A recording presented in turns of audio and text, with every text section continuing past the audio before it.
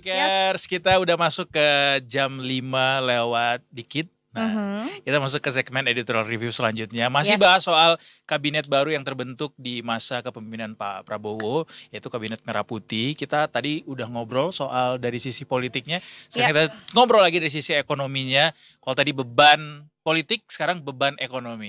Seperti apa? Apalagi sebetulnya kita juga tahu bahwa sebetulnya target Pak Prabowo ini cukup optimis ya.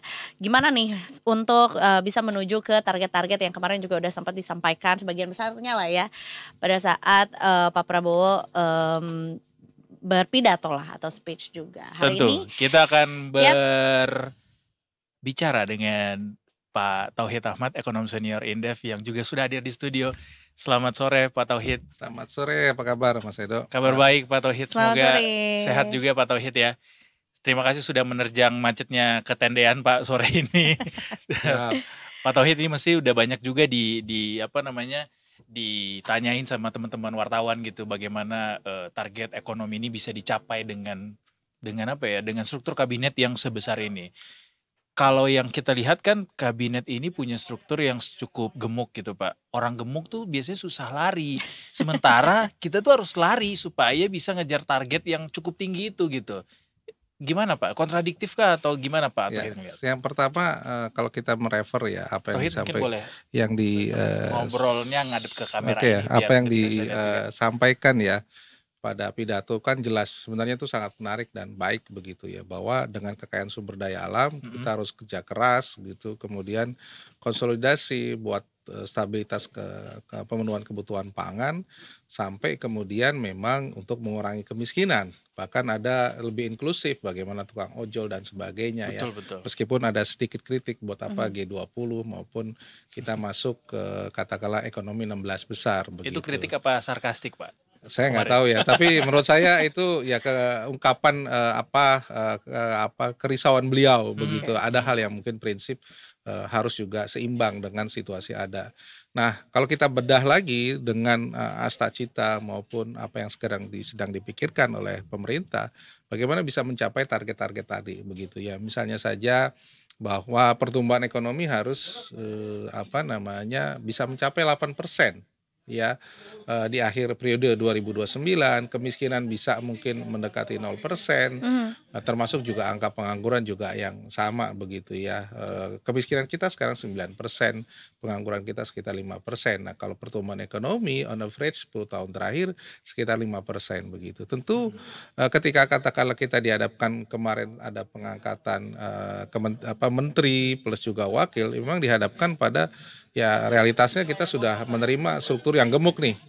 Nah, problemnya struktur gemuk tadi tentu saja akan berimplikasi pada proses pengambilan keputusan itu akan menjadi jauh lebih lama begitu ya.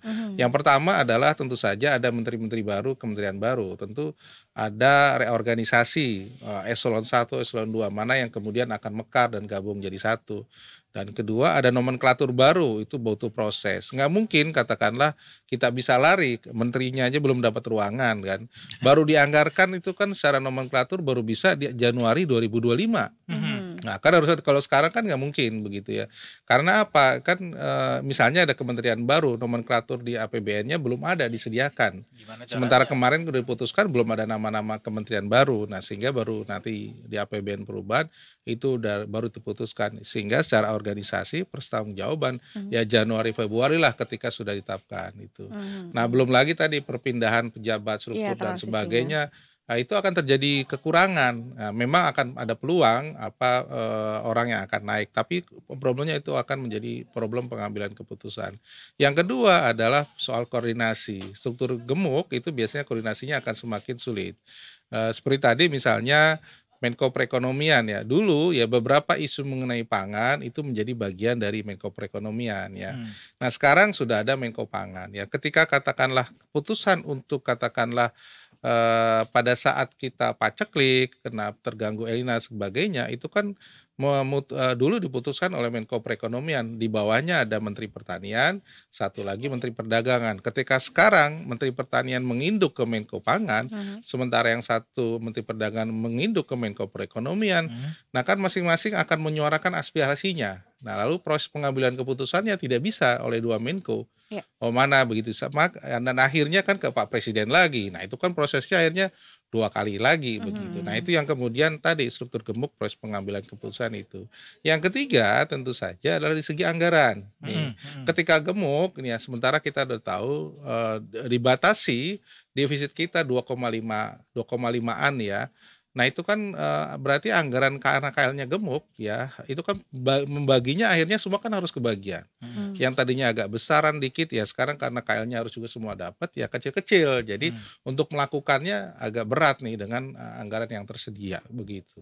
Tapi apakah mungkin ada perspektif lain kayak ya kalau orangnya lebih banyak ini berbagi bebannya atau berbagi tugasnya jadi lebih ringan lagi gitu karena yang mengerjakannya juga banyak gitu. Ya, betul ya. Tetapi begini, proses pengambilan keputusan itu tidak bisa dilepaskan oleh satu kementerian aja ya. Harus melibatkan kementerian-kementerian lain. Meskipun nanti surat keputusan menterinya atau apapun ada satu kementerian host begitu ya. Nah, memang sebenarnya dulu juga bisa oleh kementerian yang lama ya.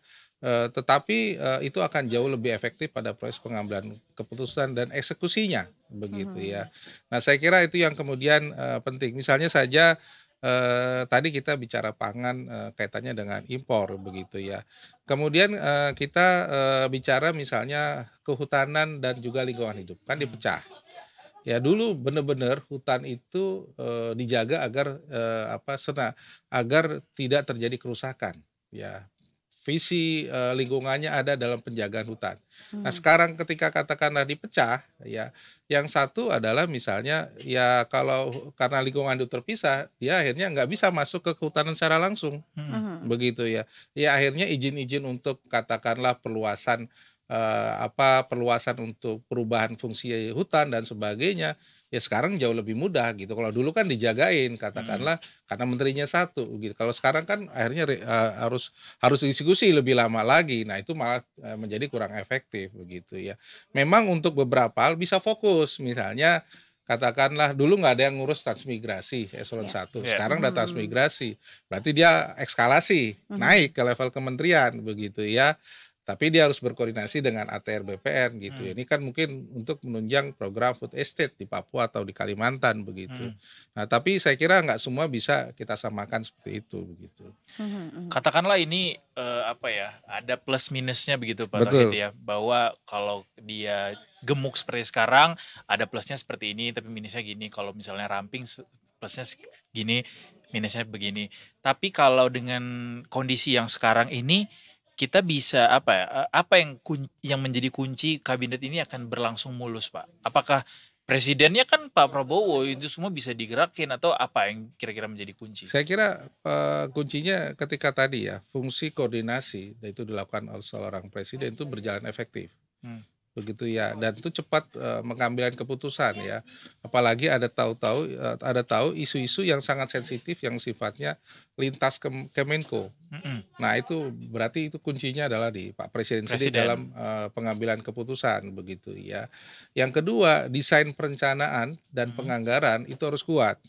Baik di Kementerian Bappenas maupun di Kementerian Keuangan begitu kan. Kalau pertemuan trilateral meeting ya antara KL Teknis, Bappenas dan Kemenku itu kan pengambilan keputusannya bersama. Nah ini di situ kalau misalnya itu lemah ya itu akan sangat sulit sekali begitu ya. Ya yang ketiga tentu saja menurut saya agar berhasil adalah ya fungsi-fungsi support system dari ASN atau katakanlah birokrasi itu harus cepat begitu. Nah ini yang saya kira harus dilakukan, jangan sampai tadi ya ASN-nya gemuk masih memikirkan bagaimana posisi, tapi program akhirnya berjalan lebih lambat begitu. Nah ini yang saya kira memang harus ada perubahan mindset lah begitu Mas. Sama saya pengen Pak Tauhid membaca isi kepala Bu Sri Mulyani ini, melihat apa ya, melihat jumlah postur kabinet yang begitu besar gitu. Kan tadi Pak Tauhid udah sempat mention bahwa pasti bebannya adalah di anggaran gitu Pak ya, memfasilitasi banyak menteri ini. Mungkin nggak sih Bu Sri Mulyani akan ngekat anggaran belanja pegawai, walaupun ya oke kita akomodasi bahwa menteri-menteri ini akan banyak, wakil menteri, tapi sekarang kita butuh banyak sekali kebutuhan gitu. Kita akan rampingkan ini sama kayak pas pandemi gitu Pak Tauhid. Ya, Mungkin nggak itu dilakukan? kalau kita pelajari ya Bu Sri Mulyani kan beliau seorang Menteri Keuangan yang luar biasa hebat ya. Hmm. Terutama pada situasi ekonomi beberapa waktu lalu krisis begitu ya. Terutama di COVID kan. Beliau merupakan orang yang tepat pada saat ekonomi mengalami perlambatan atau mengalami anjlok begitu ya. Tetapi visi beliau kan stabilisator begitu ya. Karena kan di bawah beliau kendali daripada anggaran yang tadi kita katakanlah nggak punya uang, terpaksa utang, sekarang dikurangi oleh beliau utangnya gitu. Nah, dengan visi stabilisator tersebut, maka challenge-nya menurut saya sekarang sudah berbeda. Karena target pertumbuhan 8% itu butuh anggaran yang jauh lebih besar. Betul. Begitu ya. 3.055 nggak cukup tahun depan. Begitu. Double ya. Double gitu ya. Dan itu masalahnya adalah beliau yang senang stabilitas. Artinya dia akan tetap dikunci 2,58% atau katakanlah 2,6, 2,7 tetap nggak akan cukup begitu. Konsekuensi dari di akhir di anggaran itu dikunci tentu saja adalah ada upaya tadi KL tadi memang harus ada yang gede, tapi ada yang nggak bisa ngapa-ngapain begitu loh. Nah ini kan ya anggarannya katakanlah di bawah 5 triliun atau 3 memang kementeriannya hebat, tapi anggarannya nggak bisa ngapa-ngapain. Nah saya kira seperti biasa itu akan dilakukan karena untuk yang ekonomi kemungkinan juga nggak akan. Misalnya Kementerian Perindustrian, anggarannya sangat kecil sekali begitu ya. Padahal penopang ekonomi kita ya lebih dari 19% adalah industri, tapi anggaran Kementerian Perindustrian selama ini kecil gitu. Jadi kesimpulannya adalah ya posisi beliau sangat penting dan cenderung untuk prudence ya. Cenderung untuk hati-hati. Jadi daripada kebobolan negara ini lebih baik ekonominya stabil 5% ketimbang mengejar 8% begitu. Ini pandangan perspektif Berarti pribadi bisa saya. jadi ada perampingan-perampingan itu ya? Kalau saya lihat sih perampingan tidak, tetapi kemungkinan misalnya adalah moratorium, tidak ada kenaikan jumlah PNS atau kenaikannya mengalami penundaan. Kan beberapa kali kita mengalami penundaan kenaikan gaji. Ya. Dan termasuk Itu. tukin ya? Termasuk tukin begitu. Jadi strategi awal mungkin dalam rangka memenuhi ekspektasi kebutuhan anggaran ya seperti itu gitu. Ini berbicara mengenai posisinya Bu Sri Mulyani juga sebagai Menteri Menteri Keuangan lagi gitu ya. Tapi juga sekarang hadir lagi nih posisi baru yaitu adalah Dewan Ekonomi Nasional. Nah, gimana tuh? Nah, apa yang nanti mungkin akan beririsan dan bagaimana Atau posisinya? seberapa urgent gitu Dewan ini Pak untuk ekonomi sekarang? Kalau saya lihat ini kan Kemenko Marves itu beberapa deputi itu akan lebur ya, pecah, akan dibagi berdasarkan Kemenko yang ada saat ini. Sehingga menurut saya ini institusi baru. Ya walaupun kita tahu zaman Gus Dur juga ada begitu. Kalau yang lalu juga ya mungkin sama dengan Dewan Pertimbangan seperti apa.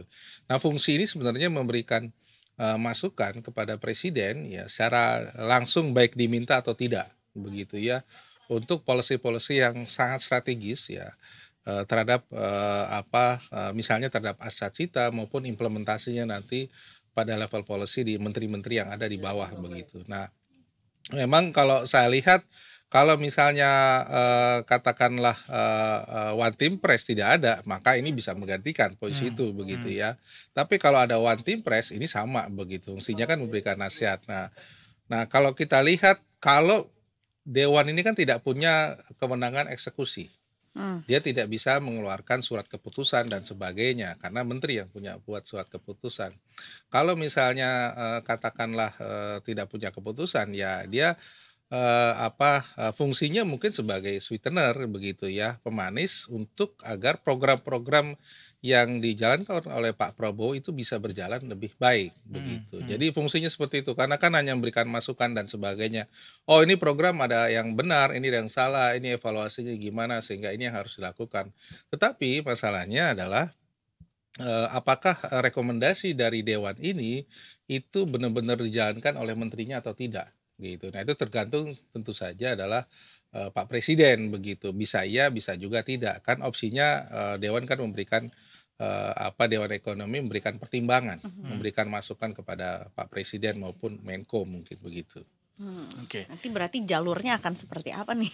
Ya, dia akan mungkin mengattach memberikan masukan ke Pak Presiden secara langsung, misalnya apakah ketika ratas misalnya ya untuk proses rapat tentu Dewan ini sudah mempersiapkan beberapa rekomendasi-rekomendasi begitu. Jadi kayak tugasnya check and recheck. Cek gitu recheck ya, Pak? misalnya, oh iya nih misalnya ya program makan siang gratis itu kan sangat strategis ya. Dewan ini juga akan bekerja begitu kurang lebih. Oh, ini planningnya, ini pelaksanaan evaluasi setiap tahapannya gini. Begitu rapat keputusan anggaran dan sebagainya, dia ngasih catatan, sudah begitu ya. Nggak bisa langsung intervensi, membuat itu nggak bisa, karena mekanisme birokrasinya pasti akan nggak baik begitu, karena itu melanggar ya tata aturan birokrasi ya. Dia, saya kira ke situ ya. Mungkin juga secara politik ya, profil Pak Luhut itu memang masih dibutuhkan oleh Pak ini ya karena beliau punya historikal yang cukup matang bagaimana mengeksekusi beragam kebijakan atau keputusan yang sifatnya lintas kementerian lembaga atau ya keputusan-keputusan yang sangat sulit eksekusinya Iya, begitu. iya. Supaya pada nurut, Pak. Kan Pak Luhut Bisa jadi. paling senior di situ. Bisa jadi. Bahkan seniornya presiden. Iya, bisa jadi mereka lebih takut ke Pak Luhut Wah. kali ya. Takutnya begitu. Iya. Maaf ya. Tapi juga menggambarkan bahwa Dewan Ekonomi Nasional dihidupkan kembali oleh Pak Prabowo, bahwa targetnya Pak Prabowo ini lebih cenderung untuk mengejar target ekonomi ini, Pak ya. Iya, kalau ya saya kira kan sebenarnya sudah ada Dewan Energi atau komisi Betul. dan sebagainya. Tapi yang menarik kan nih baru begitu ya. Saya kira ya mungkin target itu yang kemudian menjadi prioritas dan kenapa harus ditetapkan keputusannya saat ini. Biasanya itu nggak bareng begitu ya, beberapa waktu baru ditetapkan dan bukan hanya ketuanya, biasanya ketua dengan anggota yang sifatnya lintas atau tokoh segala macam yang biasanya sudah satu grup dan paketnya kan juga ya kepresnya berbeda, tidak bareng dengan yang sekarang. Bahkan begitu. foto bareng dengan anggota kabinet lainnya di pilar istana ya. Iya. Artinya masuk ke struktur kabinet juga ternyata. Ya mungkin karena tadi ya dianggap bahwa profiling Pak Luhut sangat senior dan ini juga menegaskan bahwa pengaruh nanti ke menteri juga cukup kuat begitu. Ada Pak Luhut di belakang saya yang mungkin akan support begitu ya. Iya. Beragam program yang sudah dijanjikan dalam Astacita begitu. Sama mau nanya soal ini Pak, kan kita targetnya 8% nih. Oke lah, 8% ini targetnya di 2029 gitu Pak ya. Tapi kan way to go-nya juga 5 tahun bukanlah waktu yang singkat gitu ya, bukan yang lama gitu Pak ya. Betul. Singkat gitu. Dan menuju ke 8% itu susah banget gitu. 7% aja kita belum jadi-jadi nih. Betul. Nah, salah satu pendorongnya kan investasi, Betul. termasuk bagaimana APBN melakukan fungsinya lewat penerimaan pajak yang saat ini juga sedang digenjot gitu Pak. Tapi kan kondisinya sekarang lagi kita tuh terhimpit gitu. Apa langkah strategis yang harus dilakukan Bu Sri Mulyani supaya ini bisa harmonis gitu? Ya, saya kira begini, memang ada dua sisi ya. Pertama, sumbangan pertumbuhan ekonomi itu kan pertama oleh konsumsi penduduk ya, kedua investasi, ketiga ekspor impor, tiga itu yang paling besar begitu ya.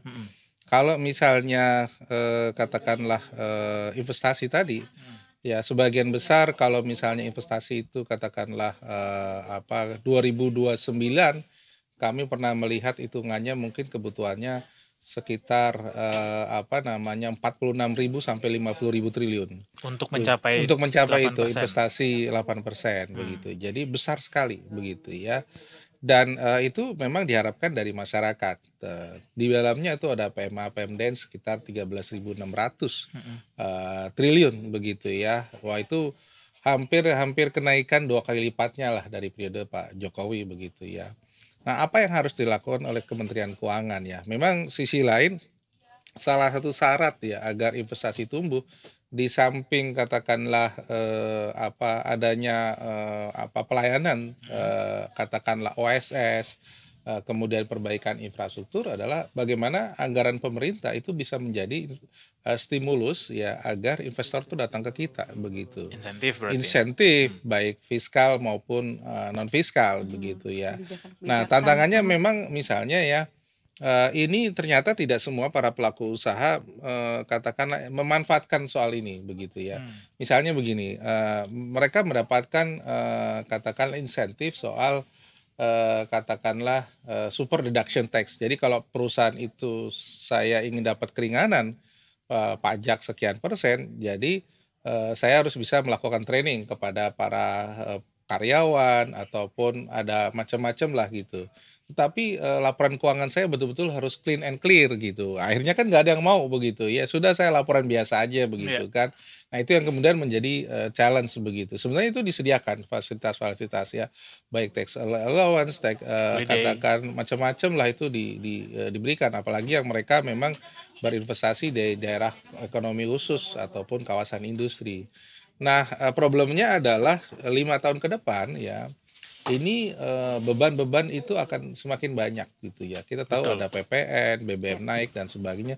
Itu yang kemudian yang di luar insentif juga cukup membiayai daya beli. Kalau daya beli turun, biasanya investasi ikut-ikutan turun. Nah, jadi teksnya itu akan penerimaan pajaknya nggak akan optimal begitu. Jadi kalau kita lihat target penerimaan negara 23%, rasanya berat sekali meskipun kita sudah menurunkan orang terbaik ya Bu Sri Mulyani ya. Karena waktu camp PPKF 2025 di awal itu di Februari, seingat saya di Mei, hitungan Kemenkeu itu tax ratio kita itu hanya sekitar paling tinggi sekitar 11%.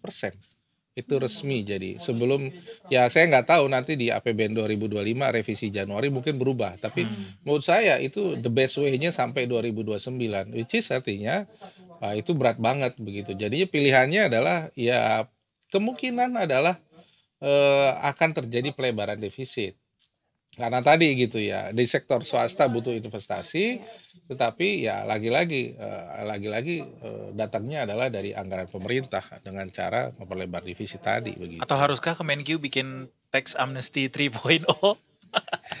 Saya menduga dalam 5 tahun pasti akan ada lagi. Saya kemungkinan ada terjadi. Oh. Ya tax rasio pertama kan bisa menyumbang di atas Betul. 150 triliun ya tax kedua lebih kecil sih sedikit saya lebih rendah ya.